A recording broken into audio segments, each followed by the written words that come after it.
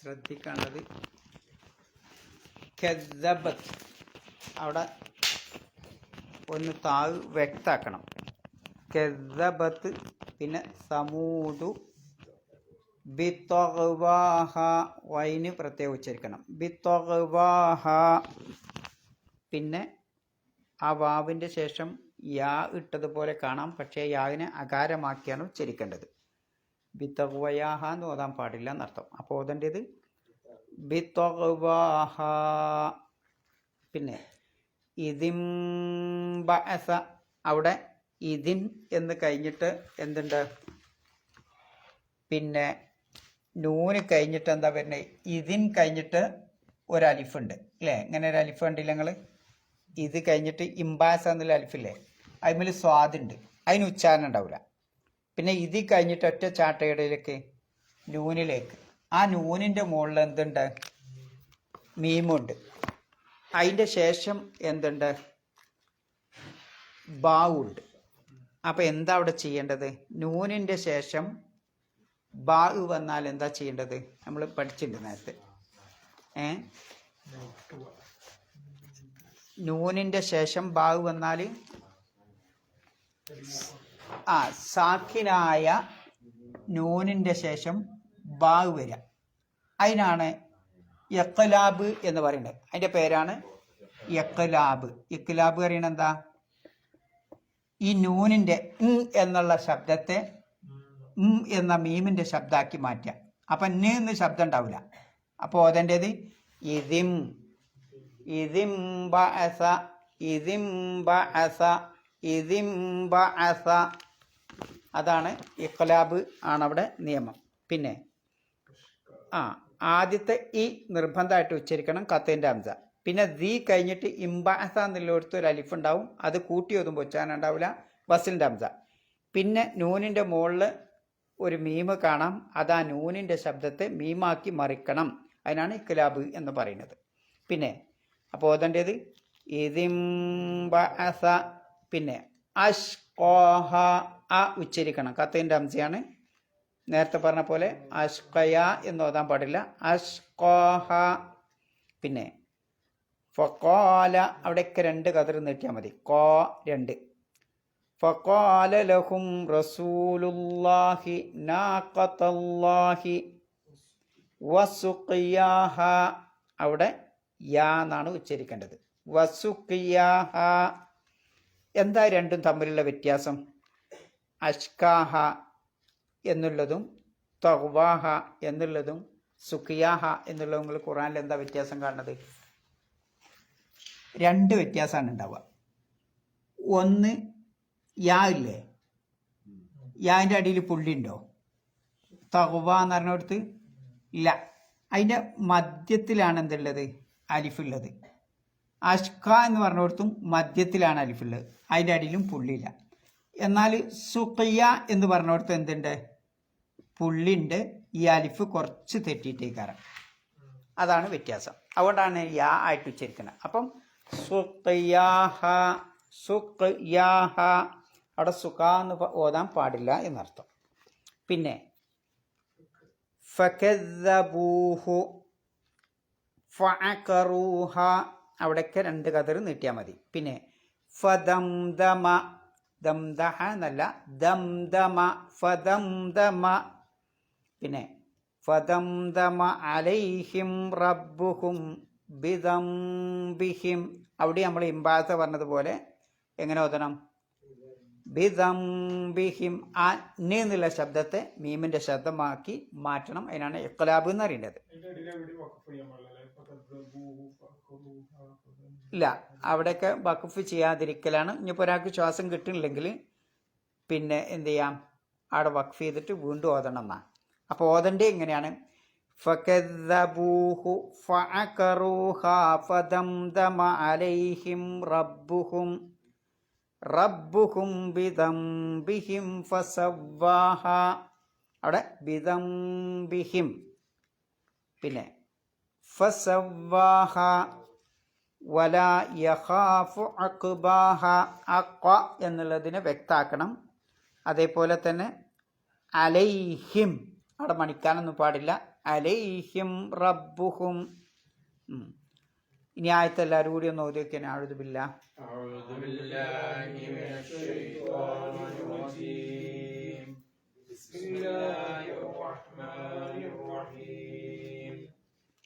كذبت ثمود بتغواها إذ انبعث أشقاها فقال لهم رسول الله ناقة الله وسقياها فكذبوه فعقروها فدمدم عليهم ربهم بذنبهم فسواها ولا يخاف عقباها.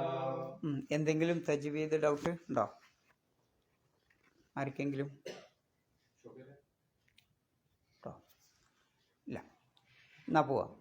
കദ്ദബത് അർത്ഥം കദ്ദബത് കളവാക്കി. സമൂദ് ഗോത്രം കളവാക്കി. ബിത്തഖ്വാഹ ബി എന്നാൽ കാരണമായി അല്ലെങ്കിൽ മൂലം. തഖ്വ ധിക്കാരം കാരണമായി. ഹ ആ സമൂദ് ഗോത്രത്തിന്. അപ്പോൾ സമൂദ് ഗോത്രം അതിൻ്റെ ധിക്കാരം കാരണമായി കളവാക്കി കളഞ്ഞു അല്ലെങ്കിൽ തള്ളിക്കളഞ്ഞു. ഇതിംബഅസ ഇത് എന്ന് പറഞ്ഞാൽ സമയം. ഇംബഅസ ഒരുങ്ങിപ്പുറപ്പെട്ട സമയം. അഷ്കാഹ ഏറ്റവും വലിയ ദുഷ്ടൻ. ഹ എന്ന് പറഞ്ഞാൽ ആ സമൂദ് ഗോത്രത്തിൻ്റെ. അപ്പം ആ സമൂദ് ഗോത്രത്തിൻ്റെ ഏറ്റവും ദുഷ്ടനായ ആള് ഒരുങ്ങിപ്പുറപ്പെട്ട സന്ദർഭം. ഫഖാല ലഹും ഫഖാല അപ്പോൾ പറഞ്ഞു. ലഹും ആ സമൂദ് ഗോത്രക്കാരോട് പറഞ്ഞു. ആരാ പറഞ്ഞത്? റസൂലുള്ളാഹ് അള്ളാഹുവിൻ്റെ ദൂതൻ എന്ന് പറഞ്ഞാൽ ആ കാലഘട്ടത്തെ പ്രവാചകൻ പറഞ്ഞു. സ്വാലിഹ് നബി അലൈഹി സ്വലാമാണ് ഉദ്ദേശം. നാഖത്തല്ലാഹ് നിങ്ങൾ അള്ളാഹുവിൻ്റെ ഒട്ടകത്തെ സൂക്ഷിക്കണം. വസുഖിയാഹ അതിൻ്റെ ജലപാനത്തെയും അഥവാ വെള്ളം കുടിക്കുന്നതിനെയും നിങ്ങൾ സൂക്ഷിക്കണം. ഫകദ്ദബൂഹു അപ്പോൾ അദ്ദേഹത്തെ അങ്ങനെ പറഞ്ഞ ആ പ്രവാചകനെ അവർ കളവാക്കി തള്ളിക്കളഞ്ഞു. ഫഅഖറൂഹ അവർ ആ ഒട്ടകത്തെ അറുകൊല ചെയ്തു. ഫദംദമ അലൈഹിം അപ്പോൾ അവരുടെ മേൽ പിന്നെ ഉന്മൂല നാശം വരുത്തി. റബ്ബുഹും അവരുടെ രക്ഷിതാവ് ബിദംബിഹിം അവരുടെ പാപം കാരണമായി. ഫസവ്വാഹ ആ ശിക്ഷയെ അള്ളാഹു വ്യാപകമാക്കി എല്ലാവർക്കും നൽകി. വലാ യഖാഫു ഉഖ്ബാഹ അതിൻ്റെ പര്യവസാനത്തെ ഭയപ്പെട്ടതും ഇല്ല. അള്ളാഹു ഭയപ്പെട്ടതും ഇല്ല. ഇവിടെ കദ്ദബത് എന്താ? കളവാക്ക. കദ്ദബ കളവാക്ക. നമ്മൾ കുറേ പഠിച്ചതാണ്. തള്ളിക്കളയുക, കളവാക്കുക എന്നൊക്കെയാണ് പദത്തിൻ്റെ അർത്ഥം. കളവ് പറഞ്ഞു എന്നുള്ളതിന് അറബിയിൽ എന്ത് പറഞ്ഞാൽ മതി? കദിബ എന്ന് പറഞ്ഞാൽ മതി. ഇവിടെ ഒരു ശബ്ദോടു കൂടിയാണ് അള്ളാഹു പറഞ്ഞത് കദ്ദബ. എന്താ കൊണ്ട് ഉദ്ദേശിക്കണത്? കദ്ദബ ഞാൻ അതിന് മുമ്പ് നിങ്ങൾക്ക് പറഞ്ഞിട്ടുണ്ട്. ഖതഅ എന്ന് പറഞ്ഞാൽ എന്താ അർത്ഥം? ഖതഅ മുറിച്ചു അല്ലേ? ഇവിടെ ഈ ഖതഅ ശബ്ദം എടുത്താലോ കഷ്ണാക്കി മുറിക്കുന്നതിനാണ് ഖതഅ എന്ന് പറയുന്നത്. എന്ന് പറഞ്ഞാൽ ആ പ്രവൃത്തി ആവർത്തിച്ചു കൊണ്ടേയിരിക്കുന്നുണ്ട്. മുറിക്കുക എന്നുള്ള പ്രവർത്തനം വീണ്ടും വീണ്ടും മുറിക്കുക, ആവർത്തനം നടക്കുന്നുണ്ട്. അതേപോലെ തന്നെ കദിബ കളവ് പറഞ്ഞു. കദ്ദബ ഒരു കളവ് മാത്രമല്ല, ഒരിക്കൽ തള്ളി പറഞ്ഞു എന്നത് മാത്രമല്ല, മറിച്ച് വീണ്ടും വീണ്ടും കളവാക്കുക, ആവർത്തിച്ച് കളവാക്കുക. അതിനാണ് കദ്ദബ എന്നുള്ള പദപ്രയോഗം അറബിയിൽ ഉപയോഗിക്കണം. അപ്പോൾ കെസ്സബ, കെസ്സബത്ത് എന്ന് പറയാൻ കാരണം സമൂത് ഗോത്ര ആയതുകൊണ്ടാണ്. കെസ്സബത്ത് കളവാക്കിക്കൊണ്ടേ ഇരുന്നു, തള്ളിക്കളഞ്ഞുകൊണ്ടേ ഇരുന്നു. ആര്? സമൂത്. സമൂത് ഗോത്രം. ആരെ ഈ സമൂത് ഗോത്രം എന്ന് പറയുന്നത്?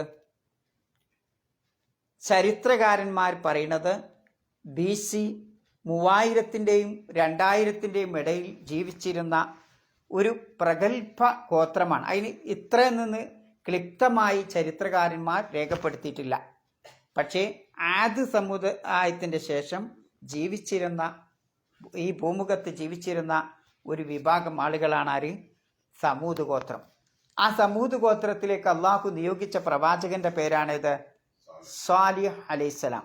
അല്ലേ? സ്വാലിഹ് നബിയാണ് ഇതിൻ്റെ.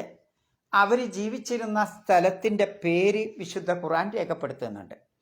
മദാഇൻ സ്വാലി എന്നും ഹെജിർ എന്ന പേരിലും അത് അറിയപ്പെടുന്നുണ്ട്. മദാഇൻ സ്വാലി എന്നും ഹെജിർ എന്ന പേരിലും. ഇന്ന് അത് അറിയപ്പെടുന്നത് പിന്നെ മദാഇൻ സ്വാലി എന്നുള്ള പേരിൽ തന്നെയാണ് അത് അറിയപ്പെടുന്നത്. അപ്പം ഈ സ്ഥലത്താണ് ആര് താമസിച്ചിരുന്നത്? സമൂത് ഗോത്രം താമസിച്ചിരുന്നത്. പിന്നെ പറയുന്നത് ബി തൊവാഹ. തൊക എന്ന് പറഞ്ഞാൽ എന്താ? തൊക എന്ന വാക്കിൻ്റെ അർത്ഥം ബോർഡർ കിടക്കുക എന്നല്ല, അതിര് വിടുക. അല്ലേ? ഒരു പരിധി വെച്ചിട്ടുണ്ടാവും, ആ പരിധി വിടുന്നതിനാണ് തൊക എന്ന് പറയുന്നത്. വെള്ളം തിളച്ച് കഴിഞ്ഞാൽ എന്ത് ചെയ്യും? അമിതമായി തിളച്ച് കഴിഞ്ഞാൽ എന്ത് ചെയ്യും? ആ പുറത്തേക്ക് പോലേ. അതിനും തൊകൽ മാഉ എന്ന പദപ്രയോഗം ഉപയോഗിക്കാറുണ്ട്. വെള്ളം തിളച്ച് പുറത്തു പോണതിന് തൊകൽ മാഉ എന്ന് പറയും. അല്ലേ? വലിയ വെള്ളപ്പൊക്കം ഉണ്ടാകുമ്പോൾ ആ വെള്ളപ്പൊക്കം ഉണ്ടാവുന്നതിനും എന്ത് പറയും? തൊകൽ മാഉ, തുകയാൻ എന്ന് പറയാറുണ്ട്. അല്ലേ? അത് പുറത്ത് പോയാൽ പിന്നെ അതിൻ്റെ അവസ്ഥ എന്താവും? അതിൻ്റെ വെള്ളം ഇപ്പം നിങ്ങൾ അടുപ്പത്ത് എന്ത് ചെയ്യുമെന്ന് വെച്ചിട്ട് അമിതമായി തിളപ്പിച്ചാൽ എന്താ ഉണ്ടാവുക? എന്താ പുറത്തു പോവുക? വെള്ളം മാത്രമല്ല, അതിൻ്റെ സത്തകളൊക്കെ പുറത്തു പോകും. അല്ലേ? നിങ്ങളിപ്പോൾ ഒരു ആടോ ഒരു ബീഫോ അല്ലെങ്കിൽ എന്തെങ്കിലും സാധനം കൊണ്ടുപോയി അടുപ്പത്ത് വെച്ച് അങ്ങനെ തീ കത്തിച്ച് ഇങ്ങനെ തിളപ്പിച്ച് കഴിഞ്ഞാൽ അതിൻ്റെ സത്ത അത് തിളച്ച് ആ പൊന്തി അതിൻ്റെ പുറത്തേക്ക് പോകും. പിന്നെ അതിൻ്റെ ചണ്ടി ഉണ്ടാവും അടിയിൽ. അല്ലേ? ഇതാണ് ഒരു രാജ്യം അല്ലെങ്കിൽ ഒരു വ്യക്തി, ഒരു സമൂഹം അതിക്രമം പ്രവർത്തിക്കുമ്പോൾ അതുകൊണ്ട് വരുന്ന എന്താ? അവരുടെ ദീനിൻ്റെ സത്ത അങ്ങോട്ട് പോകും. പിന്നെ അവർക്ക് ദീനുണ്ടാവില്ല, മതബോധം ഉണ്ടാവില്ല. അപ്പം ആ സത്ത നഷ്ടപ്പെടും. ഒരു മനുഷ്യൻ്റെ സത്ത എന്ന് പറയുന്നത് അതാണ് ദീന് എന്ന് പറയുന്നത്. ആ ദീനീ ബോധം അങ്ങോട്ട് പോകും. അതാണ് സമൂത് ഗോത്രത്തിന് സംഭവിച്ചത്. പ്രവാചകനായ സ്വാലിഹ് നബി അലൈഹിസ്സലാം അവരോട് കൽപ്പിച്ച ആ നിയമങ്ങളും ആ ശരീഅത്തും ആ കാര്യങ്ങളൊന്നും അവർ പാലിച്ചില്ല. അതിനവർ അതിര് കടന്നുപോയി. അതാണ് തൊവ എന്ന് പറഞ്ഞതുകൊണ്ട് ഉദ്ദേശിക്കേണ്ടത്. പിന്നെ ഇതിംബഅസ അഷ്കാഹ, അവരുടെ കൂട്ടത്തിലെ ഏറ്റവും അഷ്ക എന്ന് പറയുന്നത് എന്താ? ഷക്കി എന്ന് പറഞ്ഞാൽ ദുഷ്ടനാണ്. അഷ്ക എന്ന് പറഞ്ഞാൽ ഏറ്റവും വലിയ ദുഷ്ടൻ. ഹ എന്ന് പറഞ്ഞാൽ ആ സമൂത് ഗോത്രത്തിലെ. അപ്പം സമൂത് ഗോത്രത്തിലെ ഏറ്റവും ദുഷ്ടനായ ആള് ഇറങ്ങി പുറപ്പെട്ട ആ സന്ദർഭം. ഇംബഅസ എന്ന് പറഞ്ഞാൽ ഒരു കാര്യത്തിന് നമ്മൾ പിന്നെ ഉന്മേഷത്തോടു കൂടി ധൃതി പിടിച്ച് പോണതിനാണ് എന്ത് പറയാ? ഇപ്പം ഇതിന് പുറത്തെന്തോ സംഭവിക്കുന്നുണ്ട്. അപ്പം നമ്മളെന്താ ചെയ്യുക? വേഗം ഓടിച്ചെന്ന് നോക്കും. അപ്പോൾ ഒരു ഓട്ടം അതിലുണ്ട്. പിന്നെ ആ കാര്യം നമ്മൾ വീക്ഷിക്കും. അല്ലേ? അവിടെ വേണ്ട ഏർപ്പാട് നമ്മൾ ചെയ്യും. അടിയാണെങ്കിൽ അടി, പിടിയാണെങ്കിൽ പിടി, കച്ചറാണെങ്കിൽ കച്ചറ. അല്ലേ? അതിനാണ് ഇംബഅസ എന്ന പദപ്രയോഗം ഉപയോഗിക്കുന്നത്. അപ്പോൾ ധൃതിയിൽ ചെന്നുകൊണ്ട് ആ ദുഷ്ടനായ ആള് ഒരുങ്ങിപ്പുറപ്പെട്ട ആ സന്ദർഭം, അതാണ് ഇംബഅസ എന്ന് പറയുന്നത്. അപ്പോൾ കദ്ദബത്ത് സമൂദ് ബിതഗ്വാഹ ഇതിംബഅസ അഷ്ഖാഹ ഫഖാല ലഹും റസൂലുള്ളാഹി നാഖത്തല്ലാഹി വസുഖയാഹ. അപ്പോൾ അവരുടെ പ്രവാചകനായ സ്വാലിഹ് നബി അലൈഹിസ്സലാം അവരോട് പറഞ്ഞത്, നിങ്ങളുടെ ഒട്ടകത്തെ നിങ്ങൾ സൂക്ഷിക്കണം. അതിനു മുമ്പ് ചില കാര്യങ്ങൾ നമ്മൾ മനസ്സിലാക്കേണ്ടതുണ്ട്. എന്താ അപ്പോൾ ഈ പ്രവാചകൻ സാലിഹ് നബി അലൈഹി സ്വലാം വന്നുകൊണ്ട് എന്താ പറഞ്ഞത്? സാലിഹ് നബി അലൈഹി സ്വലാമിന്റെ ഉത്തരവാദിത്വം എന്താ? പ്രബോധനം ചെയ്യാന്നുള്ളതാ. ദഅവത്താണ് ആ പ്രവാചകനുള്ള ഏറ്റവും വലിയ ഉത്തരവാദിത്വം. ആ ദഅവത്ത് നിർവഹിച്ചുകൊണ്ട് നിങ്ങൾ അള്ളാഹുവിനെ ആരാധിക്കണം. ഇബ്ദുല്ലാ എന്ന ആ ആരാധന, ആ ഇബാദത്താണ് സാലിഹ് നബി അലൈഹി സ്വലാം അവരോട് പറയുന്നത്. വലാ തുശ്രികൂ ബി ഷൈഅ. ഈ കാര്യമാണ് നിങ്ങൾക്ക് അള്ളാഹു അല്ലാതെ മറ്റൊരു മഅബൂദ് റബ്ബ് നിങ്ങൾക്കില്ല, ഇലാഹില്ല എന്നതാണ് എല്ലാ പ്രവാചകന്മാരും അവരവരുടെ ജനതയോട് പറഞ്ഞത്. ഇതന്നെയാണ് സാലിഹ് നബി അലൈഹി സ്വലാമും പറഞ്ഞത്. പക്ഷേ കൗമ് അത് സ്വീകരിച്ചില്ല എന്ന് മാത്രമല്ല, എന്തായി? ധിക്കാരം പ്രവർത്തിച്ചു. അതാണ് തഖ്വ. സ്വീകരിച്ചില്ല എന്ന് മാത്രമല്ല, എന്ത് ചെയ്തു? അതിനപ്പുറം കടന്ന് ധിക്കാരം പ്രവർത്തിച്ചു. സാലിഹ് നബിയെ ആക്രമിക്കാനൊക്കെ ഒരുങ്ങി എന്നുള്ളതാണ് ഇതിംബഅസ്അഷ്കാഹ എന്ന് പറഞ്ഞതിലുള്ള സൂത്രം. മറ്റൊരായത്ത് കാണാം. അമ്മ സമൂദ് ഫഹദൈനാഹും. സമൂദ് ഗോത്രത്തിന് നാം മാർഗദർശനം നൽകി. ഫസ്തഹബ്ബുൽ അമ അലൽ ഹുദ. ഈ ഹുദയേക്കാൾ അവർ അന്ധതയാണ് അവർ തെരഞ്ഞെടുത്തിട്ടുള്ളത്. അവർക്ക് പ്രിയങ്കരമായി കണ്ടത് അന്ധകാരത്തെയാണ് എന്ന് പറഞ്ഞാൽ സന്മാർഗത്തെ അവർ സ്വീകരിച്ചില്ല, ദുർമാർഗത്തെയാണ് അവർ സ്വീകരിച്ചത്. എന്നിട്ട് അള്ളാഹ് പറയാം, ഫഅഖദതുഹും സായിഖത്തുൽ അദാബിൽ ഹൂൻ. അത് കാരണമായി അപമാനകരമായ ഒരു ശിക്ഷ അവരെ പിടികൂടി. ബിമാ കാനു യക്സിബൂൻ, അവർ പ്രവർത്തിച്ചതിൻ്റെ ഫലമായി എന്ന് ഒരായത്ത് കാണാം. ആ നേരത്ത് അള്ളാഹു തആല സമൂദ് സാലിഹ് നബി അലൈഹി സ്വലാമിനോട് പറയാണ്, ഇന്നാ മുർസിലുന്നാക്ക, ഞാനൊരു ഒട്ടകത്തെ അയക്കാൻ പോയാണ്. ഫിത്നത്തുല്ലഹും, അവർക്കൊരു പരീക്ഷണമായി. ഫർത്തക്കിബുഹും, അവരെന്താണ് ചെയ്യണത് എന്ന് ആ സാലിഹ് നബിയോട് നിരീക്ഷിക്കാൻ വേണ്ടി അള്ളാഹു പറഞ്ഞു. നീ നിരീക്ഷിക്കുക. വസ്തബിർ, നീ ക്ഷമിക്കുകയും ചെയ്യുക. വനബ്യുഹും അന്നൽ മാ കിസ്മത്തും ബൈനഹും, അവിടെ ഉള്ള ആ വെള്ളം അള്ളാഹു തആല അവർക്ക് ഒരു ദിവസം ഒട്ടകത്തിന് കുടിക്കാനും മറ്റൊരു ദിവസം അവിടുത്തെ ആളുകൾക്ക് കുടിക്കാനുമായി അള്ളാഹു തആല വിഭജിച്ചിരുന്നു. അനുസരിച്ച് ആ പങ്ക് വെക്കണം എന്നവർ അറിയിക്കുകയും ചെയ്തു. കുല്ലു ഷിർബിൻ മഹ്തലർ. അങ്ങനെ ആ പാനീയം അവിടെ ഓരോരുത്തരും അവരവരുടെ ഊയത്തിനനുസരിച്ച് അവിടെ ഹാജരാവണമെന്നും അള്ളാഹു തആല സാലിഹ് നബിയോട് കൽപ്പിക്കുകയുണ്ടായി. ഇതൊന്നും വകവെക്കാതെ അവരെന്ത് ചെയ്തു? ഫനാദൗ സായിബുഹും, അവരവരുടെ കൂട്ടുകാരൻ, അതാണ് അഷ്ക എന്ന് പറയുന്നത്, കൂട്ടുകാരനോട് വിളിച്ചു പറഞ്ഞു. ഫതഅത, ആ കൂട്ടുകാരൻ ഇത് കൈകാര്യം ചെയ്യാനുള്ള കാര്യങ്ങളൊക്കെ ഏറ്റെടുത്തു. ഫഅഖറ, അങ്ങനെ ആ ഒട്ടകത്തെ തന്നെ അറുകുല നടത്തുകയാണ് ചെയ്തത് എന്നത് മറ്റൊരായത്ത് കാണാം. വേറൊരായത്ത് കാണാം സൂറത്ത് അറാഫിൽ, വ ഇലാ സമൂദ അഹാഹും. സമൂദ് ഗോത്രത്തിലേക്ക് അള്ളാഹു തആല അവരുടെ സഹോദരനായ സാലിഹ് നബി അലൈഹിസ്സലാമിനെ അള്ളാഹു തആല അയച്ചു. ഖാല, ആ സാലിഹ് നബി അലൈഹിസ്സലാം പറഞ്ഞു, യാ ഖൗമി ഇബ്ദുല്ലാഹ്, നിങ്ങൾ അള്ളാഹുവിനെ ആരാധിക്കണം. മാലക്കും മിൻ ഇലാഹിൻ ഗൈറു, അള്ളാഹു അല്ലാതെ മറ്റൊരു ഇലാഹ് നിങ്ങൾക്കില്ല. ഖദ് ജാഅത്തുക്കും ബയ്യിനത്തും മിർ റബ്ബിക്കും, നിങ്ങളുടെ രക്ഷിതാവിൽ നിന്നുള്ള വ്യക്തമായ തെളിവുകൾ നിങ്ങൾക്ക് വന്നെത്തിയിട്ടുണ്ട്. ഹാദിഹി നാഖത്തുല്ലാഹി ലക്കും ആയ, ഈ ഒട്ടകം നിങ്ങൾക്കുള്ള ഒരു ദൃഷ്ടാന്തമാണ്. ഫദറൂഹ, അതിൻ്റെ പാട്ടിന് വിടുക. തൗക്കുലു ഫി അർദില്ല, അള്ളാഹുവിൻ്റെ ഭൂമിയിൽ അത് തിന്നിങ്ങനെ മേഞ്ഞ് നടന്നോട്ടെ. വലാ തമുസ്സുഹാ ബിസൂഇൻ, അതിനെ നിങ്ങൾ ഉപദ്രവിക്കാൻ പാടില്ല. അങ്ങനെ ഉപദ്രവിച്ചാൽ ഫയൗഹുദക്കും അദാബുൻ അലീം, നോവേറിയ വേദനാചരകമായ ശിക്ഷ നിങ്ങളെ പിടികൂടും എന്ന് അള്ളാഹു തആല പറയുകയുണ്ടായി. അപ്പം എന്താ അവർ ചെയ്ത്? ഫഅഖറുന്നാക, അവർ ഈ ഒട്ടകത്തെ അറുകൊല ചെയ്തു. വഅതൗ അൻ അംരി റബ്ബിഹിം, അവരുടെ രക്ഷിതാവിൻ്റെ കൽപ്പനയ്ക്ക് ധിക്കാരം പ്രവർത്തിച്ചു. വഖാലു, ധിക്കാരം പ്രവർത്തിച്ചു എന്ന് മാത്രമല്ല, അവരിങ്ങനെ പറഞ്ഞു, യാ സാലിഹ് ഇത്തിനാ ബിമാ തഇദിന, നീ ഞങ്ങളെ ഭീഷണിപ്പെടുത്തുന്ന ആ ശിക്ഷ അങ്ങക്ക് കൊണ്ടുവന്ന് എന്ന് ആര് പറഞ്ഞു? ആ കൗമ് സാലിഹ് നബിയോട് പറഞ്ഞു.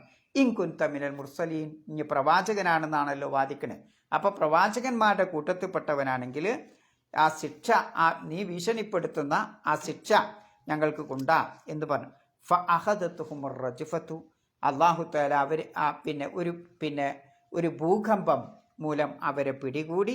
ഫഅസ്ബഹു ഫീ ദാരിഹിം ജാസിമീൻ, അവരുടെ വീടുകളിൽ കമഴ്ന്ന് കിടക്കുന്നവരായി, അവർ നേരം പുലരുമ്പോൾ കമഴ്ന്ന് കിടക്കുന്നവരായി അവരെ കണ്ടെത്തി എന്ന് സൂറത്തുൽ ആറാഫിൽ അല്ലാഹു തആല പറഞ്ഞിട്ടുണ്ട്.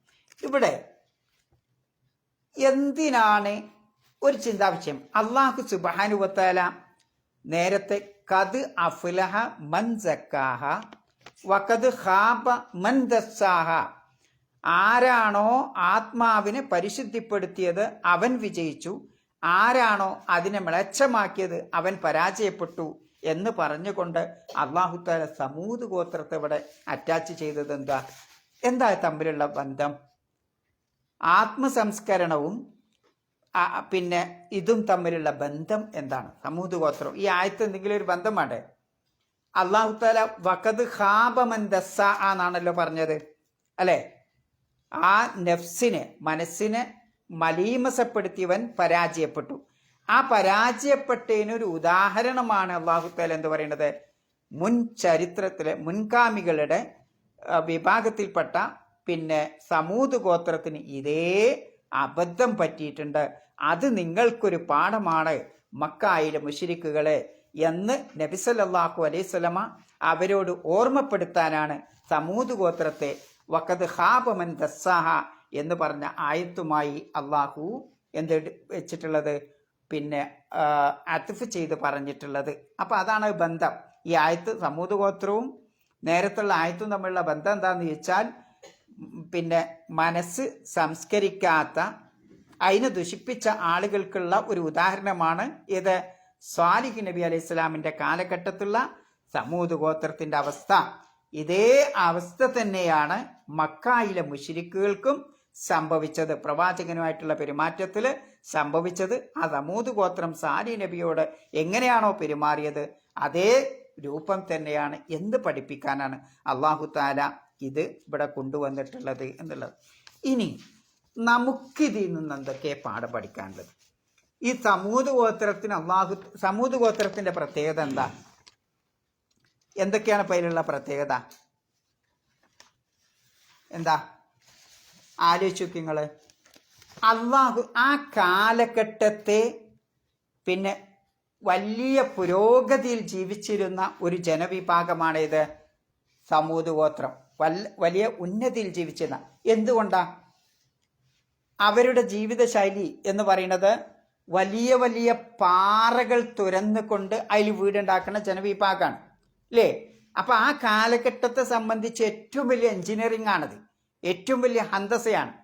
അപ്പോൾ അങ്ങനെ എഞ്ചിനീയറിംഗിലും ഭൗതികമായി ആ കാലഘട്ടത്തെ സംബന്ധിച്ചിടത്തോളം ഭൗതികമായി ഉത്തുംഗതയിൽ നിൽക്കുന്ന ഒരു ജനവിഭാഗമാണ് ആര്? സമൂദ് ഗോത്രം. പിന്നെ മറ്റൊന്ന്, അവർക്ക് കൃഷി ഉണ്ടായിരുന്നു, കൃഷിയിലും അത്യുന്നതിയിലാണ് അവർ. അപ്പൊ ജീവിക്കാനുള്ള ഭൗതികവും അതേപോലെ തന്നെ സാമ്പത്തികവുമായ എല്ലാ കഴിവുകളുമുള്ള ഒരു ജനവിഭാഗമായിരുന്നു സമൂദ് ഗോത്രം എന്നുള്ളതാണ്, അല്ലേ? ഇനി അതേത് നമ്മോട് പറയാൻ കാരണം എന്താ? അങ്ങനെ ഭൗതികമായ എല്ലാ നേട്ടങ്ങളും സംഭവിച്ചിട്ട് ഒരു നൊടിയുടെ സമയം കൊണ്ട്, കണ്ണിമ വെട്ടണ സമയം കൊണ്ട് അല്ലാഹു തആല അവരെ ശിക്ഷിക്കുകയാണ്, ഒന്നുമില്ലാതാക്കുകയാണ്, അല്ലേ? അവരെ ഉന്മൂലനാശം വരുത്തുകയാണ്. അപ്പോൾ അതിൽ നമുക്ക് പഠിക്കാനുള്ള പാഠം, നമ്മളും ഇതേ ഒരു അവസ്ഥയിൽ വരും, അല്ലേ? അല്ലാഹു ഇന്നിപ്പോൾ നമുക്കുള്ള ഇതെന്താ? ഇന്നത്തെ കാലത്ത് ജീവിച്ച് അന്നിപ്പോൾ പാറ തുറന്നിട്ടാണെങ്കിലോ ഇന്നിപ്പോൾ എങ്ങനെ നമ്മൾ വീടുണ്ടാക്കണത്? 10, 20, 40, 100, 1000 ഒക്കെ ആകാശം മുട്ടുന്ന വലിയ ആകാശ ഗോപുരങ്ങളാണ് നമ്മൾ നിർമ്മിക്കണത്. അതിൽ ഫഹർ നടിക്കണം, ആ കാണുന്നതേ എൻ്റെതാണ്, അല്ലേ? ഈ കാണുന്നത് എൻ്റെതാണ് എന്ന് ഞാൻ ഫഹർ നടിക്കുകയാണ്, അഭിമാനം അഹങ്കാരം നടിക്കുകയാണ്. ആ കാലഘട്ടത്തും അതന്നെ. അവർ പാറ തുറന്ന് ആ എഞ്ചിനീയറിങ്ങിൽ അവർ ദുരഭിമാനം നടിക്കുകയാണ് ചെയ്യുന്നത്, അല്ലേ?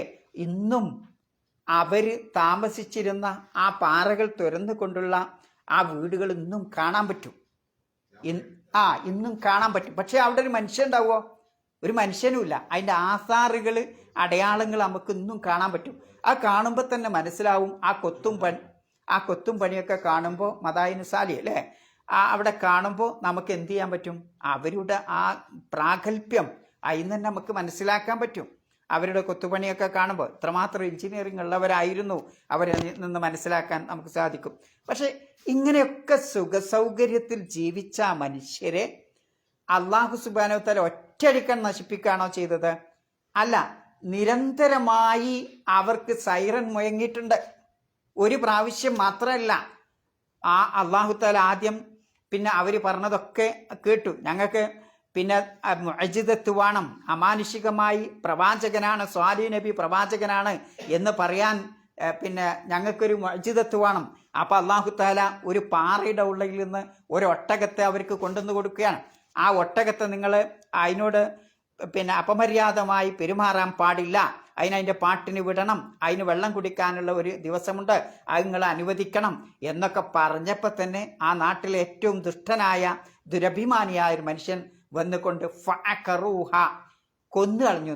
അക്കറ എന്ന് പറഞ്ഞാൽ സാധാരണ കൊല്ലുന്നതിനല്ല, സാധാരണ കത്തിയെടുത്ത് കൊല്ലുന്നതിന് അക്കറ എന്നല്ല പറയാം. എന്താ പറയാ? സബഹ എന്നാ പറയാ. ഇതെന്താ? കാലിന്, അതിൻ്റെ മുന്നിലെ കാലിന് ധാരാളം മുറിവുണ്ടാക്കുക. നമ്മളിപ്പോൾ കാലിന് മുറിവുണ്ടായപ്പോൾ എന്താ ചെയ്യുക?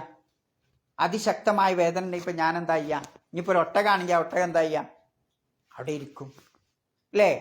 എൻ്റെ കാലൊക്കെ ഇങ്ങനെ വെട്ടി വെട്ടി വെട്ടി വെട്ടി മുറിവാക്കിയാൽ, ധാരാളം മുറിവുകൾ ഉണ്ടാക്കിയാൽ ഞാനിവിടെ ഇരിക്കും. ഒട്ടകത്തിൻ്റെ മുന്നിലെ രണ്ട് കാലിനും എന്ത് ചെയ്യും? ആ രൂപത്തിൽ മുറിവുണ്ടാക്കി. ബാക്കിലെ കാലിന് ഇതുണ്ടെങ്കിൽ അങ്ങനെ ചിലപ്പം നോണമെന്നില്ല, മുന്നിലെ കാലിന് എന്തുണ്ടാവും? വേഗം ഇരിക്കും ഒട്ടകം അല്ലേ? അപ്പം അതിന് വെട്ടി വെട്ടി വെട്ടി മുറിയാക്കി. അപ്പം അതവിടെ നിന്നു അല്ലേ? എന്നിട്ട് അവർ ക്രൂരമായി കൊല നടത്തുകയാണ്. അതുകൊണ്ട് അക്കറ എന്നുള്ള പദപ്രയോഗം അല്ലാഹു ഉപയോഗിച്ചത്. പിന്നെ അർത്തു എന്നുള്ള ഉള്ള അർത്ഥാണെങ്കിൽ നെഹറ എന്ന് പറഞ്ഞാൽ മതി അല്ലേ? നെഹറ എന്ന് പറഞ്ഞാൽ അർത്തുന്ന ഇന്നാത്തൈനാക്കൽ കൗസർ, പിന്നെന്താ ഫസലിൽ റബ്ബിക ഫൻഹർ, അങ്ങനെ തന്നെയല്ലേ? അവിടെ അറുക്കുക എന്നുള്ള അത് സാധാരണ അറവ, നെഹറ ബലി കഴിക്കുക അല്ലേ? പിന്നെ ദബഹ മറ്റൊരു പ്രയോഗം, ദബഹ. ആ പ്രയോഗമല്ല അള്ളാഹു ഉപയോഗിച്ചത്. സമൂദ് ഗോത്രത്തിൻ്റെ അറുകൊല, വളരെ ക്രൂരമായ കൊലയാണ് അവർ നടത്തിയിട്ടുള്ളത്. അപ്പം അവർ ഒരു മുഅ്ജിസത്ത് വേണം, സാലിഹ് നബി അലൈഹിസ്സലാം പ്രവാചകനാണെന്നുള്ളതിൻ്റെ തെളിവിന് മുഅ്ജിസത്ത് വേണമെന്ന് പറഞ്ഞപ്പോൾ അല്ലാഹു തആല ഒട്ടകത്തെ കൊണ്ടുവന്നു കൊടുത്തു. അതിന് ചില കണ്ടീഷൻസ് വെച്ചു, പക്ഷെ അവരത് സ്വീകരിച്ചില്ല. ഉടനെ തന്നെ അവർ അറുകൊല, വളരെ ക്രൂരമായി അതിന് അറുകൊല നടത്തുകയാണ് ചെയ്തത്. വീണ്ടും പിന്നെ അല്ലാഹു തആല അവർക്ക് വാണിംഗ് കൊടുക്കണം. 3 ദിവസം കൊണ്ട് നിങ്ങൾ പക്ഷാതപിച്ച് മടങ്ങിയിട്ടില്ലെങ്കിൽ 3-ാമത്തെ ദിവസം കൊണ്ട് നിങ്ങൾ എന്ത് ചെയ്യും? നിങ്ങളുടെ അവസാനമായിരിക്കും. അതാ 3 ദിവസം അവർക്ക് കൊടുത്തപ്പോഴും അവർ ധിക്കാരികളായി, അള്ളാഹിൻ്റെ കൽപ്പനകൾ സ്വീകരിക്കാൻ അവർ തയ്യാറായില്ല. 3-ാമത്തെ ദിവസം അതിരാവിലെ അവർ എണീച്ചപ്പോഴൊക്കെ അവർ കിടന്നെടുത്ത് നിന്ന് തന്നെ പിന്നെ ഈത്തപ്പന വീണ് കിടക്കുന്നത് പോലെ ആ രൂപത്തിൽ മലർന്നു കിടക്കുന്നുണ്ട് എന്നുള്ള ഒരൊറ്റ ഭൂമി കുലുക്കം. റബ്ബിനെ സംബന്ധിച്ചിടത്തോളം ഒരുപാട് സമയമൊന്നും വേണ്ട അല്ലേ? അപ്പം ഇതിൽ നിന്ന് നമുക്ക് പഠിക്കാനുള്ള പാഠം, ആ കാലഘട്ടത്ത് സമൂദ് ഗോത്രത്തിന് അല്ലാഹു തആല ഭൗതികവുമായ ഇത്തരം അനുഗ്രഹങ്ങളൊക്കെ നൽകി. ആ അനുഗ്രഹങ്ങൾ നൽകിയപ്പോൾ അത് അല്ലാഹു തആല ഓർമ്മപ്പെടുത്തി, വീണ്ടും ഓർമ്മപ്പെടുത്തി, വീണ്ടും ഓർമ്മപ്പെടുത്തി. ഒരുപാട് സൈറൻ അതിൻ്റെ പിന്നാലെ മുഴങ്ങി. അവർ ചെവി കൊടുക്കാൻ തയ്യാറായില്ല. ഇന്ന് നമ്മുടെ അവസ്ഥയും അത് തന്നെയാണ് അല്ലേ? അല്ലാഹു തആല വലിയ വലിയ സമ്പത്ത്, നമ്മളൊക്കെ വലിയ ടെക്നോളജി, അതൊക്കെ ഇങ്ങനെ ഭൗതികമായി ഒരുപാട് നേട്ടങ്ങൾ അല്ലാഹു സുബ്ഹാനഹു വ തആല നമുക്ക് നൽകിയിട്ടുണ്ട്. 1, 2 ഒന്നും അല്ല അല്ലേ? ഒരുപാട് നേട്ടങ്ങൾ, സാമ്പത്തികമായിട്ടും അല്ലാതെയുമൊക്കെ ഉള്ള ഒരുപാട് നേട്ടം. ഈ നേട്ടങ്ങൾക്കൊക്കെ നാം അള്ളാഹുവിന് ശുക്ർ ചെയ്യേണ്ടതിന് പകരം നമ്മളെന്താണ് സ്വയം ഇതൊക്കെ എൻ്റെതാ അല്ലേ? ആരാണ് ഞങ്ങളെക്കാൾ ഏറ്റവും ശക്തിയുള്ളവൻ എന്നായിരുന്നു സമൂദ് ഗോത്രത്തിൻ്റെ വാദം. ഇന്ന് നമ്മുടെ വാദം ആരാ? ഞാനാണ് ഇവിടുത്തെ ലോക പോലീസ് എന്നാണ് എൻ്റെ വാദം. ആലോചിക്കും, ഞാനാണ് ഏറ്റവും ശക്തിയുള്ളത്, ഇന്നെ പരാജയപ്പെടുത്താൻ അങ്ങൾക്കും കഴിയില്ല, നിങ്ങളുടെ ഒന്നും സഹായം അങ്ങക്ക് വേണ്ട, ഞങ്ങൾ സ്വയം പര്യാപ്തരാണ് എന്ന് പറഞ്ഞുകൊണ്ട് ഈ ടെക്നോളജിയും ഈ ആധുനിക സജ്ജീകരണങ്ങളൊക്കെ ഉള്ള ആളുകൾ ദുരഭിമാനം നടിക്കാൻ, അഹങ്കാരം നടിക്കാൻ. ഈ അഹങ്കാരം നടിക്കുമ്പോഴാണ് യഥാർത്ഥത്തിൽ എന്ത് ചെയ്യുന്നത്? അള്ളാഹുത്താല ഇങ്ങനെ മെല്ലെ ഇങ്ങനെ ചൂണ്ടലിങ്ങനെ അയച്ചിട്ട് കൊടുക്കും. അവസാനം അള്ളാഹുത്താല എന്ത് ചെയ്യും? ഒരു പിടുത്തം പിടിക്കും എന്നതാണ് ആ സമൂത് ഗോത്രത്തിൻ്റെ സംഭവത്തിൽ നിന്ന് നമുക്ക് പഠിക്കാനുള്ള ഒരു പാഠം. നോക്കൂ നിങ്ങൾ, ഇനി നമ്മളെ വ്യക്തിപരമായി നമ്മുടെ ഇതിലേക്ക് നമുക്ക് അള്ളാഹുത്താല പക്ഷാതപിക്കാനുള്ള നമുക്കൊരു അനുഗ്രഹം നൽകി. ആ അനുഗ്രഹത്തിന് നമ്മൾ കുറേ കാലം അള്ളാഹ്ക്ക് ശുക്രൊന്നും ചെയ്യുന്നില്ല. ഞാൻ വലിയ അഹങ്കാരിയായി ഇങ്ങനെ നടന്നു. പക്ഷേ അവസരങ്ങൾ പക്ഷാതപിക്കാൻ അള്ളാഹുത്താല ഒരുപാട് വട്ടം നൽകി. അവിടെ ഒന്നും നമ്മൾ അത് സ്വീകരിക്കാനോ പക്ഷാതപിക്കാനോ, തെറ്റ് ചെയ്ത ഞാൻ പക്ഷാതപിക്കാനൊന്നും ഞാൻ തയ്യാറില്ല അല്ലേ? പിന്നെ എപ്പോഴാണ് നമ്മൾ പക്ഷാതപിക്കാൻ തയ്യാറാവുക? മരണം അല്ലെങ്കിൽ നമ്മുടെ നാശം കൺമുമ്പിലിട്ട് കാണുമ്പോൾ നമുക്ക് പക്ഷാതപിക്കാൻ തയ്യാറാവും. അവിടെ പക്ഷാതപിക്കാൻ കഴിയോ? അള്ളാഹുവിലേക്ക് മടങ്ങാൻ കഴിയോ? സമൂത് ഗോത്രത്തെ അതിരാവിലെ സുബിഹി ആ സമയത്ത്, ആ ഉറങ്ങണ സമയത്ത് ആണ് അവരെ നശിപ്പിക്കുന്നത് അള്ളാഹു താല. അപ്പം നൊടിയുടെ സമയം കൊണ്ട് അത് അള്ളാഹു താല നമ്മെ നശിപ്പിക്കും. പിന്നെ നമ്മുടെയൊക്കെ ജീവിതത്തിലേക്ക് വന്ന് നോക്കി നിങ്ങൾ, ചിലപ്പോൾ നമ്മൾ ധിക്കാരിയായി നടക്കണ മക്കളേക്കാരം ഉമ്മ പറയും, മോനെ അത് സ്വീകരിക്കണം അല്ലേ, അത് പിന്നെ ആക്കാം, പള്ളിയിൽ പോകണം മോനെ, അല്ലെങ്കിൽ ക്ലാസ്സിൽ പോകണം, അല്ലെങ്കിൽ പാഠശാലയിലേക്ക് പോകണം, അത് നാളെ ആക്കാം എന്ന് ഉമ്മനോട് നമ്മളിങ്ങനെ വിളിച്ചു പറയും. നാളേക്ക് അല്ലേ, ഇന്നിപ്പോൾ വേണ്ട, ഇന്ന് സ്കരിക്കണ്ട, നാളെ സ്കരിക്കാം, ഇപ്പോഴല്ല, ടൈമായിട്ടില്ല എന്നിങ്ങനെ പറയും എന്നുള്ളതാണ് മനുഷ്യൻ്റെ ഒരു അവസ്ഥയാണിത്. എന്നാൽ ആലോചിച്ച് നോക്കുങ്ങൾ, ഇങ്ങനെയുള്ള ഒരുപാട് ദൃഷ്ടാന്തങ്ങൾ ഈ 10-60 കാലം ഈ ദുനിയാവിൽ ജീവിച്ചപ്പോൾ നമുക്ക് ഒരുപാട് അവസരങ്ങൾ നമ്മുടെ ജീവിതത്തിലൂടെയൊക്കെ കടന്നു പോയിട്ടുണ്ട്. അപ്പോഴൊക്കെ നമ്മൾ പറയുന്ന ഒരു വാക്ക് നാളെ ആക്കാം. ഇനിയിപ്പോൾ നാളെ മുതലാണ് പള്ളിയിൽ പോവാം അല്ലേ, ഇന്ന് ക്ലാസ്സിന് വരേണ്ടിട്ടോ, അല്ല അടുത്ത ക്ലാസ് മുതലാക്കാം അല്ലേ, അല്ലെങ്കിൽ എന്നല്ല ഞാൻ അടുത്ത രണ്ടാമത്തെ ആഴ്ച വരാം. ആ സമയത്ത് നമ്മളതിന് തയ്യാറാവില്ല. എപ്പോഴും നമ്മളെന്താവും? നീട്ടിവെക്കും. പക്ഷേ നമ്മളൊക്കെ ആലോചിക്കേണ്ട ഒരു കാര്യമുണ്ട്. ഇന്ന് അങ്ങോട്ട് മരണം വന്നാൽ നാളെ ആക്കാം എന്ന് പറയുന്നത്, ആ നാളെ നമുക്കത് ചെയ്യാൻ പറ്റുമോ? ചെയ്യാൻ പറ്റൂല. ഇതാണ് ദുനിയാവ്. നാളെ നമ്മൾ അങ്ങോട്ട് മരിച്ചു കഴിഞ്ഞാൽ നമ്മളെ സ്നേഹിതന്മാരും ബന്ധുമിത്രാദികളൊക്കെ നമുക്ക് വേണ്ടി കരയും. പക്ഷേ നമ്മെ രക്ഷിക്കാൻ ഈ സ്നേഹിതന്മാർക്കോ ബന്ധുമിത്രാദികൾക്കോ സാധിക്കുകയില്ല എന്നുള്ളതാണ്. ഇനി ഇവരൊക്കെ പാടെ കരഞ്ഞാലും ഇവരൊക്കെ പാടെ സഹായിച്ചാലും ആ മരണത്തിൽ നിന്ന് തിരിച്ചു വരാൻ, ജീവിതത്തിലേക്ക് തിരിച്ചു വരാൻ, ദുനിയാവിലേക്ക് തിരിച്ചു വരാനും നമുക്ക് സാധിക്കില്ല. അപ്പം അത് നമ്മെ നൽകുന്ന പാഠം, സമൂത് ഗോത്രത്തെ ആ സുബഹി നമസ്കാര സമയത്ത് നൊടിയുടെ സമയം കൊണ്ട് ഒരൊറ്റ പ്രകമ്പനം, ഒരൊറ്റ ശബ്ദം കൊണ്ടാണ് അള്ളാഹു സുബ്ഹാനഹു വ തആല അവരെ നശിപ്പിച്ചത്. എങ്കിൽ ആലോചിച്ച് നോക്കൂ, റബ്ബിനെ സംബന്ധിച്ചിടത്തോളം നമ്മൾ എത്ര വലിയ ടെക്നിക്കൽ ആയിട്ട് പുരോഗതി ഉണ്ടായാലും, എത്ര വലിയ ആകാശ ഗോപുരങ്ങൾ നമ്മൾ ഉണ്ടാക്കിയാലും, എത്ര വലിയ ബങ്കറുകൾക്കുള്ളിൽ നമ്മൾ താമസിച്ചാലും, റബ്ബിനെ സംബന്ധിച്ചിടത്തോളം നൊടിയുടെ സമയം കൊണ്ട് നമ്മെ നശിപ്പിക്കാൻ സാധിക്കും എന്നുള്ളത്. അതുകൊണ്ട് ആ റസൂലുള്ളാഹി സ്വല്ലല്ലാഹു അലൈഹി വസല്ലമ പറയുന്ന ഒരു ഹദീസിൽ കാണാം, ബാദിറൂ ബിൽ അഅ്മാലി ഫിത്ന, ബാദിറൂ ബിൽ അഅ്മാലി ഫിത്ന കിഖ്തഇൽ ലൈലിൽ മുളിം, കറുത്തിരുണ്ട രാത്രിയുടെ, ക്രൂരിരുട്ടുള്ള രാത്രിയുടെ കഷ്ണങ്ങളെപ്പോലെ ഫിത്നകൾ വരും എന്നുള്ളതാണ്. അങ്ങനെയുള്ള ഒരു കാലം ഉണ്ടാവുന്ന. അതിൻ്റെ മുമ്പ് നിങ്ങൾ അമലു സാലിഹാത്ത് ചെയ്യണം, തൗബ ചെയ്യണം, പക്ഷാതപിക്കണം, അള്ളാഹുവിലേക്ക് മടങ്ങണം എന്ന്. അന്നത്തെ പ്രത്യേകത എന്ന് പറയുന്നത് യുസ്ബിഹുർ റജുലു മുഅ്മിന വയുംസി കാഫിറ. ഓന് രാവിലെ ഓൻ വിശ്വാസിയായിരിക്കും, വൈകുന്നേരം ആകുമ്പോഴേക്കും ഓൻ അവിശ്വാസിയായിട്ടുണ്ടാവും. അതേപോലെ വയുംസി കാഫിറ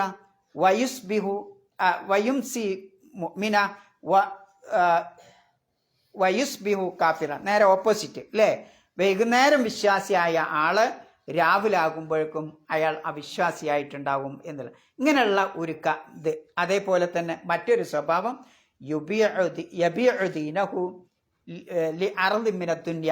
ദുനിയാവിൻ്റെ ചെറിയൊരു അപ്പകഷ്ണത്തിന് വേണ്ടിയിട്ട് അവൻ്റെ ദീനിനെ അവൻ വിറ്റുകളയും എന്നൊക്കെ റസൂലുള്ളാഹി സ്വല്ലല്ലാഹു അലൈഹി വസല്ലമയുടെ ഹദീസിൽ കാണാം. അപ്പം ഇങ്ങനെയുള്ള ഒരു കാലഘട്ടം വരും എന്ന് പറഞ്ഞാൽ മനുഷ്യർക്ക് മതബോധമൊന്നും അതിലൊന്നും വലിയ ശ്രദ്ധ ഉണ്ടാവില്ല. അല്ലേ? ഒരു ചെറിയ ഖുർആൻ ക്ലാസ് എന്ന് പറഞ്ഞാൽ അതിലൊന്നും ആളുകൾക്ക് വലിയ മൈൻഡ് ഉണ്ടാവില്ല. ഇങ്ങനെയുള്ള ഒരു കാലഘട്ടം വരും. പക്ഷേ പരീക്ഷണം മുന്നിലോട്ട് കാണുമ്പോൾ അയ്യടാ എന്ന് പറഞ്ഞിട്ട് അപ്പോൾ പശ്ചാത്തപിക്കാൻ വേണ്ടി ഒരുങ്ങും. പക്ഷേ ആ സമയത്ത് പശ്ചാത്താപം അതിനൊറ്റ സമയം കിട്ടൂല, അള്ളാഹു താല അതറ്റെ സ്വീകരിക്കുകയുമില്ല. ഇതാണ് സമൂത് ഗോത്രത്തിൻ്റെ അധപ്പതനത്തിൽ നിന്ന് അവർക്ക് അള്ളാഹു താല നൽകിയിട്ടുള്ള ആ ശിക്ഷയിൽ നിന്ന് നമ്മെ സംബന്ധിച്ചിടത്തോളം പഠിക്കാനുള്ള ഒരു പാഠം എന്നുള്ളതാണ്, അല്ലേ? അപ്പോൾ പങ്കെടുത്തോ. പിന്നെ മറ്റൊരു പാഠം, ഒരു സമൂഹത്തെയും ദാരിദ്ര്യം കൊണ്ട് അള്ളാഹു താല ശിക്ഷിക്കൂല, അല്ലേ? നമ്മളിപ്പോൾ പട്ടിണിയാണ്, ഒരു നേരം ഭക്ഷണം കഴിക്കാനില്ല എന്ന് കൂട്ടാം, അതുകൊണ്ട് ആ സമൂഹം നശിക്കൂല എന്നുള്ളതാണ്. പിന്നെ ശത്രുക്കൾ ഉപദ്രവിച്ചുകൊണ്ടും ഒരു സമൂഹം നശിക്കൂല എന്നാണ്. സമൂഹം നശിക്കണത്, ഒരു രാജ്യം ഒന്നടങ്കം നശിക്കണത് അവരുടെ അഹങ്കാരവും ഉങ്കുമാണ്, സത്യനിഷേധവുമാണെന്ന്. ഏറ്റവും ഏത് രാജ്യത്തിൻ്റെ ചരിത്രങ്ങൾ എടുത്തു നോക്കി, യുദ്ധങ്ങളാവട്ടെ അങ്ങനെയൊക്കെ നടന്ന ആ ചരിത്രങ്ങൾ എടുത്തു നോക്കി, അതിൻ്റെ പിന്നിൽ അവരുടെ ദാരിദ്ര്യമോ പുറത്തുനിന്നുള്ള ശത്രുക്കൾ വന്ന് നശിപ്പിച്ചതോ ഒന്നുമല്ല, മറിച്ച് അവനവൻ്റെ അഹങ്കാരമാണ് ആ നാശത്തിന് ഏറ്റവും പ്രധാന കാരണം. ഒരു രാജ്യം നശിക്കണമെങ്കിൽ പുറത്തുനിന്ന് കുറേ മിസൈൽ വന്നാൽ കുറച്ചൊക്കെ പോവുള്ളൂ. എന്നാൽ ശരിക്കുള്ള നാശം വരുന്നത് അപ്പോഴാണ് ആഭ്യന്തര പ്രശ്നങ്ങൾ ഉണ്ടാകുമ്പോഴാണ്. എന്താ ഈ ആഭ്യന്തര പ്രശ്നം എന്ന് പറഞ്ഞാൽ? ദാഖിലിയായിട്ടുള്ള ആ പ്രശ്നങ്ങൾ, ആളുകൾ തമ്മിൽ ഐക്യമില്ലാതെ ഭിന്നതയോടുകൂടി നടക്കാം. എപ്പോഴും സമൂഹത്തിലെ ആ രാഷ്ട്രത്തിൻ്റെ നേതാവിനോട് ആളുകൾക്ക് ഇഷ്ടമല്ല, വെറുപ്പുണ്ടാവുക. ഇങ്ങനെ ആവുമ്പോൾ അവിടെ എന്താവും? അണികൾക്കിടയിൽ ഒരുപാട് അനൈക്യം ഉണ്ടാവും. ഈ അനൈക്യം മൂത്ത് വലിയ പ്രശ്നമാവും. അപ്പം എന്തു ചെയ്യും? അവിടെയാണ് ഒരു രാജ്യത്തിൻ്റെ നാശം, ഒരു സമൂഹത്തിൻ്റെ നാശം വരുന്നത് എന്നുള്ള. അല്ല ദാരിദ്ര്യം കൊണ്ടോ മറ്റെന്തെങ്കിലും കൊണ്ടോ അള്ളാഹു സുബ്ഹാനഹു വ തആല നമ്മെ ശിക്ഷിക്കയില്ല എന്നുള്ള ഒരു പാഠം കൂടി ഇത് നമുക്ക് അള്ളാഹു നൽകുന്നുണ്ട്. ബാക്കി ഇൻഷാ അല്ലാഹ് സുബ്ഹാനക്കല്ലാഹുമ്മ വബിഹംദിക അശ്ഹദു അല്ലാ ഇലാഹ ഇല്ല അൻത അസ്തഗ്ഫിറുക. നേരത്തെ വാങ്ങും.